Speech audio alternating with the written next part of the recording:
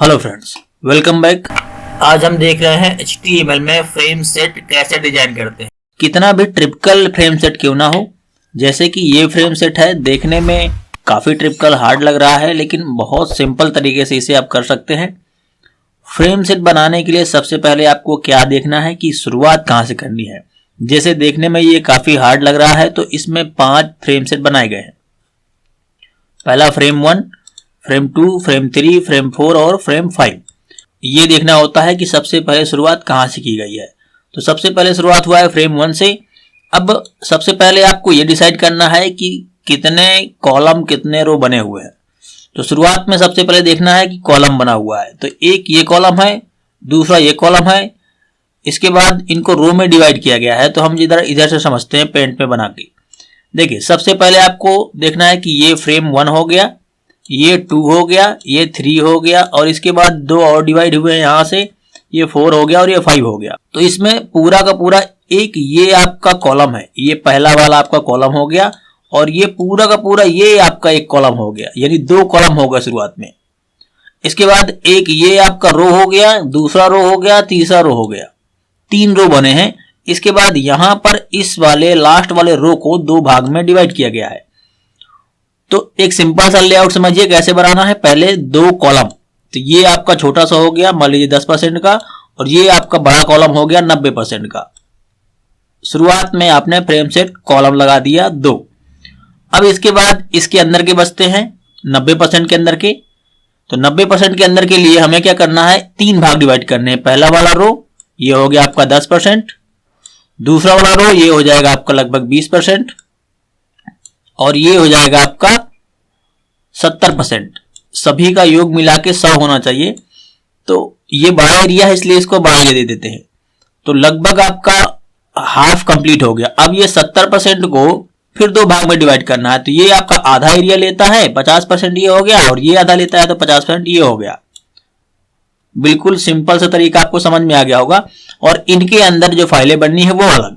तो फाइल कितनी बनेगी, 5 फ्रेम सेट है तो 5 फाइल बनेगी, एक मेन फाइल बनेगा, यानी टोटल मिला के 6 फाइलें बनेगी।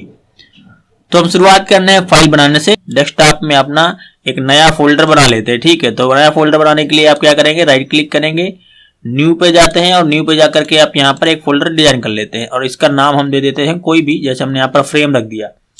अब इसी में हमें सारी अपनी फाइल रखनी है। इसके बाद हम जाते हैं एक टेक्स्ट एडिटर लेते हैं, तो यहाँ पर जाते हैं हम सबलिम ओपन कर लेते हैं, और यहां पर हम शुरुआत करते हैं पहले फाइल लिखने की। फाइल लिखने से पहले आप इसको सेव कर लेना। तो फाइल में जाते हैं, इसको सेव एज पे जाकर के, और कोई फाइल का नाम डाल करके हम, ये फ्रेम वाला फोल्डर है हमारा, तो हम यहां पर मान लीजिए 1 लिख देते हैं। पहला फाइल बना रहे हैं तो 1.html करके हम सेव कर देते हैं। ये हमारा सेव हो गया। अब इस पे कोड लिखते हैं, यहां पर लिखेंगे HTML। देखिए हमने टैब किया, ये ऑटोमेटिक इतना कोड लिख देगा। इसके बाद हमें लिखना क्या है पहले फ्रेम में, तो पहले फ्रेम में हमें लिखना है फ्रेम 1, सिर्फ लिखना है फ्रेम 1। तो बॉडी के अंदर हम एक हेडिंग टैग लिखते हैं H1, और इसके बाद हम H1 के अंदर लिख देते हैं फ्रेम 1, और H1 क्लोज कर देते हैं, ठीक है। तो ये हो गया हमारा H1। अब देखिए ऑटोमेटिक क्लोज हो गया। सेव कर देते हैं Ctrl+S करके, और फोल्डर के अंदर जाते हैं अपने। ये हमारा फाइल यहाँ पर 1 वाला हो गया, ठीक है। अब इसमें क्या करना है आपको, थोड़ा सा जल्दी काम करने के लिए क्या करना है, 5 फाइलें बनानी है। इसी को हम कॉपी करते हैं Ctrl+C करके, और 5 बार यहां पर पेस्ट कर देते हैं। हो गया। अब रीनेम करना है, तो पहली फाइल हमारी हो गई पहले से, अब रीनेम करते हैं। रीनेम करने के लिए सीधे F2 दबाएं, और ये हो गया हमारा फाइल 2, ठीक। अगला फाइल रीनेम करते हैं, 3 हो गया। अगला फाइल रीनेम करते हैं, 4 हो गया। अगली फाइल को रीनेम करते हैं, 5 हो गया। इसी तरह से सभी को हमने रीनेम कर लिया। और अगला वाला फाइल हमारा है मेन, तो हम इसको लिख देते हैं main.html। तो मेन बस लिखना है, HTML एक्सटेंशन पहले से लगा हुआ है सभी में। इस तरह से आपकी 6 फाइलें कंप्लीट हो जाएंगी। इसके बाद वापस हम चलते हैं कोड में लिखने में। तो कोड लिखने के लिए आपको सभी के अंदर का कोड चेंज करना है पहले। तो फाइल 1 तो हमारी सही हो गई है ना। फाइल 1 को भी एक बार देख लेते हैं, ओपन करके यहाँ पर जाते हैं, ओपन किया तो देखिए फाइल 1 आपका लिखा हुआ है। कलर चेंज करने के लिए यहाँ पर आप लिख सकते हैं बॉडी बीजी कलर ना, जो भी लिखना है। जैसे हम यहाँ पर लिख रहे हैं बॉडी, और बीजी कलर आपको लगाना है एक बार, और जो चाहिए वो लिख देते हैं रेड, ऐसा सेव कर देते हैं। सेव करने के बाद वापस अब फाइल को ओपन करते हैं तो इस पे भी लिख गया होगा, ठीक है। यहाँ पर देखिए बीजी कलर रेड लिख गया है। अगली फाइल्स में करने के लिए हमें सभी का कलर और सभी का यहाँ पर जो फ्रेम 1 लिखा है ये बस चेंज करना है सभी में। तो हम वापस सभी को ओपन कर लेते हैं, ऐसे एक एक को ओपन करके तुरंत हो जाएगा। यहाँ पर हमने लिख दिया बॉडी के साथ बीजी कलर, और कलर का नाम यहाँ पर चेंज कर दो, जैसे हमने अगली बार ब्लू कर दिया, अलग अलग नाम लिख देने, यहाँ फ्रेम 2 कर दिया और कंट्रोल S करके फाइल को सेव कर दिया। अगली फाइल को ओपन करते हैं, वापस यहाँ पर जाते हैं और यहाँ पर बॉडी का कलर चेंज करना है तो बॉडी बीजी कलर और हमने कर दिया जैसे ग्रीन, अलग अलग नाम रख दें जो भी आपको रखना है फर्स्ट सेकेंड थर्ड में। और ये हमारा फाइल तीसरा हो गया, फ्रेम 3 कर दिया, कंट्रोल S करके सेव कर दिया।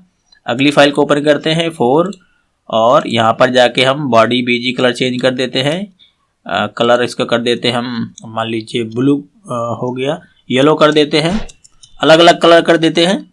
और फ्रेम ये हो गया हमारा 3 के बाद 4, फिर इसको कंट्रोल S करके सेव कर देते हैं। वापस अगले कलर पे अगले वाली फाइल पे जाते हैं और इसका कलर हम कर देते हैं बॉडी बीजी कलर पिंक, कोई भी कर दीजिए, इससे फर्क नहीं पड़ता, जो आपका क्वेश्चन में पूछा जाता है वैसा कर सकते हैं। और यहाँ पर हो गया हमारा फ्रेम ये 5, सेव कर देते हैं। ये हो गई हमारी सब फाइलें। अब मेन वाली को ओपन करते हैं, मेन वाली पे हमें करना है कोड फ्रेम सेट वाला, ठीक है। तो फ्रेम सेट कोड करने के लिए हम यहाँ पर चलते हैं, इसको हमने खोल लिया है सबलिम के साथ। आप मोस्टली इस्तेमाल करें सबलिम या फिर नोटपैड++, जिससे आपको आसानी होगी, ठीक है। तो देखिए HTML के साथ हम शुरुआत कर रहे हैं और HTML के बाद बॉडी टैग का इस्तेमाल नहीं किया जाता फ्रेम सेट में, तो सिंपली हम लिख रहे हैं फ्रेम सेट और यहाँ पर हम लिख रहे हैं फ्रेम सेट कॉल्स 90 और 10%। 90 और 10% क्यों? क्योंकि पहले वाले के लिए हमें चाहिए कम एरिया और दूसरे वाले के लिए हमें चाहिए ज़्यादा एरिया। तो हमने पहले वाले को दिया 10%, यानी 10% और 90% में डिवाइड कर दिया। अच्छा, आप चाहे तो परसेंटेज लिखें और चाहे तो परसेंटेज ना लिखें, वो परसेंटेज के अकॉर्डिंग ही एलोकेट हो जाता है। आगे हम इसके 10% के लिए फाइल इंसर्ट कर देते हैं, क्योंकि 90% में हमें काम करना है। 10% वाली फाइल हमने यहाँ पर लिख दिया फ्रेम src1.html। इसके बाद आगे चलते हैं, नया फ्रेम सेट निकालना है रो के लिए। तो रो हमारे पास यहाँ पर 3 है, ये पहला रो हो गया, ये दूसरा रो हो गया, ये तीसरा रो हो गया पूरा। तो इस रो के लिए हमने यहाँ पर 10 और 20 70 3 भागों में डिवाइड कर दिया। 10 क्यों? क्योंकि पहला वाला रो हमारा सबसे छोटा है, यहाँ पर पहला वाला रो सबसे छोटा है, ठीक है। इसके बाद हमारा दूसरा वाला रो आता है ये, ठीक है, ये रो, इसके बाद तीसरा वाला रो ये पूरा आता है। तो 10, 20 और 70% में हमने इसे डिवाइड कर दिया। इसके बाद इसकी जो पहली वाली फाइल है 10% की, वो इंसर्ट कर देते हैं। दूसरी जो 20% की फाइल है वो इंसर्ट कर देते हैं, फ्रेम 2 और फ्रेम 3। 2 फाइलें ऊपर लगानी है, ठीक है। इसके बाद हमें तीसरे वाले फ्रेम को फिर से डिवाइड करना है। तो 50% में है ये डिवाइड हुआ है, तो इसको वापस हम लिखते हैं फ्रेम सेट कॉल्स, क्योंकि अब इसके अंदर हम बना रहे हैं कॉलम। तो एक ये कॉलम है आपका, यहाँ पर एक ये कॉलम बन गया और ये दूसरा कॉलम बन गया। तो दूसरा कॉलम बनाने के लिए हमने पहला कॉलम और दूसरा कॉलम को 50-50% दोनों को डिवाइड कर दिया। और आगे हम इसकी जो 2 फाइलें होंगी वो इंसर्ट कर देते हैं, 4 और 5। इसके बाद जितने फ्रेम सेट चालू किए हैं क्रम से सभी को क्लोज कर देते हैं और सेव करते हैं। सेव करके आउटपुट देखते हैं। मेन फाइल को हम क्या करें, ओपन करते हैं, ठीक है। तो अपनी मेन फाइल को हम डबल क्लिक करके ओपन करते हैं और यहाँ पर देख सकते हैं जो जो हमने कलर दिया था, जहाँ पर जो हमने सेट किया था बैकग्राउंड वगैरह, सेम वैसा ही हमारा आउटपुट आ रहा है। सिंपल सा फ्रेम सेट टैग था ये। आशा है आपको फ्रेम सेट समझ में आया होगा। अब आप किसी भी तरह का फ्रेम सेट बनाने वाले हैं तो सबसे पहले आप रो और कॉलम में से डिवाइड करें। शुरुआत कहाँ से की गई है, रो से या कॉलम से, उसका डिसीजन लें। टोटल कितनी फाइलें बनी हुई हैं, उन फाइल के अंदर मैटर क्या रखा हुआ है, और मेन फाइल एक अलग से बना करके ये सारी चीजें आपको एक ही फोल्डर के अंदर करनी है। और नई फाइलें भी आपको फोल्डर के अंदर रखनी है। सभी फाइलें एक फोल्डर के अंदर रख करके मेन फाइल को रन करना है। आज के लिए इतना ही, मिलते हैं अगले वीडियो में। और किसी टाइप का आपके पास पैटर्न है और वो आप ड्रॉ करना चाहते हैं तो हमें कमेंट में बताएं, या फिर अबाउट सेक्शन में हमारा व्हाट्सएप नंबर दिया गया है, आप वहां व्हाट्सएप सीधे कर दें, हम आपको कोड बता देंगे, समझा करके वीडियो बना करके आपको सॉल्यूशन देंगे। आज के लिए इतना ही, मिलते हैं अगले वीडियो में। तब तक के लिए thank you, keep watching, keep learning.